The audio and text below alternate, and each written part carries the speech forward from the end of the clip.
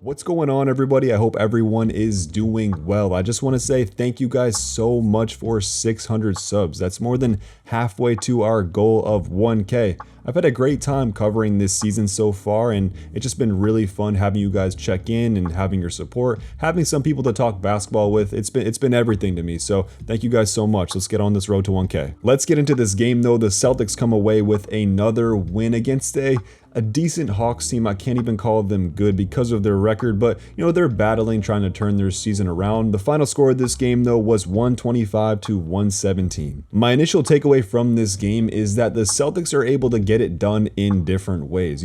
Throughout the season, there's been a lot of complaining amongst the fan base and even national media that the Celtics shoot too many threes. And well, if you look at the box score tonight, that still might seem to be true because they shot 49, but it's a little misleading. The Celtics made 17 of those 49, a lot of those coming there in that second half. Boston came out there in that second half trying to keep up with the shot chart of the Atlanta Hawks, which is understandable from an analytical standpoint. You're going up against a team that shoots a bunch of threes. You're not going to win going strictly to the 2-point shot. But if you look at the bulk of the work the Celtics did tonight, a lot of that did come within the arc. Just a really impressive night hunting that 2-point shot. They were 32 for 44 on all 2-point field goals. But what really stood out to me, they were 89% at the rim, shooting 25 for 28. A night like tonight reaffirms what some people have been saying about this team, and what that is that the Celtics are a different team. We've seen them throughout this season win in multiple ways.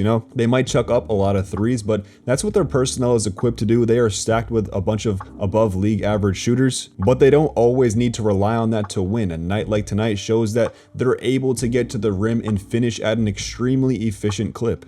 Do they need to do it more? Would we like to see it more? Yes, of course, a little bit, and along with that, get to the free throw line at a better rate. But my point is that they're trending in the right direction. We can give a lot of that 2-point success tonight to Kristaps Porzingis. He finished with 31 points, ridiculous efficiency, 13 for 19, 68% from the field. This was one of my favorite games from this team in terms of keeping KP involved for the full 48. You guys have heard me come on here multiple post games asking, why did they go away from KP? Why aren't they utilizing him to his strengths? Why don't they recognize that he's a mismatch almost every time down the floor? Well, tonight they went through him in the first quarter all the way till the end of the game. It felt like it really settled in. And tonight was one of those nights you had to. It would be criminal not to utilize KP. You're going up against an Atlanta Hawks team with no Clint Capella.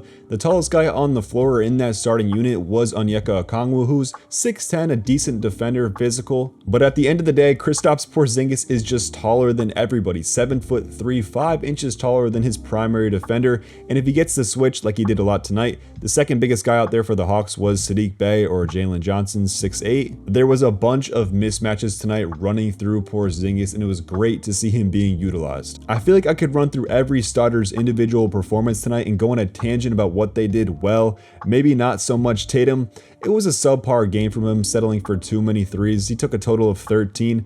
But this stat really sums it up though. We just talked about KP, right? So besides him, the 4 other guys, D White, JB, JT, and Al, all had at least 14 points, 6 rebounds, and 6 assists. Just a well-rounded effort from everyone. I thought they were extremely connected at times offensively, and the 33 assists shows that. And on the other end of the ball, it wasn't perfect, but they did get stops when they needed to. Let's move on to the quick hits. We will do some individual stuff, but I want to save most of it for the Celtics' new acquisition. First hit is Jaylen Brown. He had a strange game. Strange doesn't necessarily mean bad. In that first half there, he was great offensively. He was asserting himself, getting to the rim at will. I say strange though because in that second half, he only took 1 shot, but looking back at it, I think it's because he was exerting himself on the other end of the ball. He was taking that Trae Young assignment. Next hit is Al Horford. I just can't get over that this guy is 37 years old. He just continues to impress in these spot starts. Tonight he finished with 14, 8, and 8. I know we all remember that one play in transition where he stripped Jalen Johnson, then dove out of bounds to save the ball.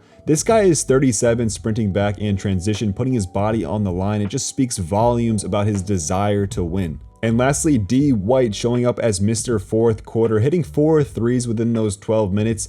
And time again, he has shown up in big moments, and it was nice to see him do it on both ends of the floor tonight against the guy who got the All-Star nod over him in Trae Young. Recap, Celtics win 125-117 over the Atlanta Hawks. They are now 39-12 on the season.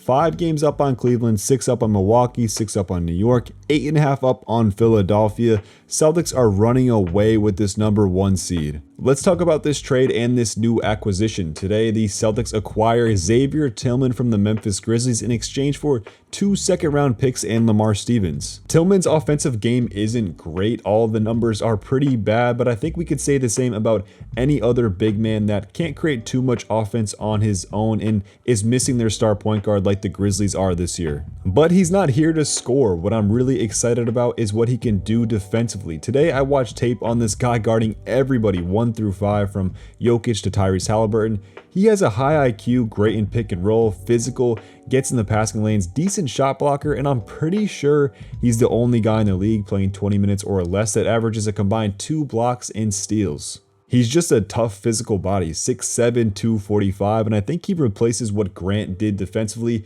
because whether anyone wants to admit it or not, this team misses it. I do have one question though. Xavier Tillman is good enough to get minutes on this roster. In my opinion, he brings a specific skill. The defensive toughness is something that this team needs within the rotation, but we all know how Joe is and how Joe is with his trust. We all know that Joe has a small circle of trust that is hard to break into. He has his comfort zones and he has figured out what works for him, and I guess my concern is that midway through the season, Joe won't want to disrupt any of that. Going forward, it's going to be interesting. It's something to keep an eye on. When this trade deadline is over, I'm going to do a full recap of the moves that we made and what it means for this team going forward. But anyways, guys, I'm going to wrap it up right there. If you enjoyed this video, please like, comment, subscribe. It's the best and easiest way to support. I'm here after every single Celtics game, all 82 plus the playoffs. I'm not going anywhere. Celtics are wrapping up this 7-game homestand. The final game is Friday, February 9th. Washington Wizards. I will talk to you then. Peace.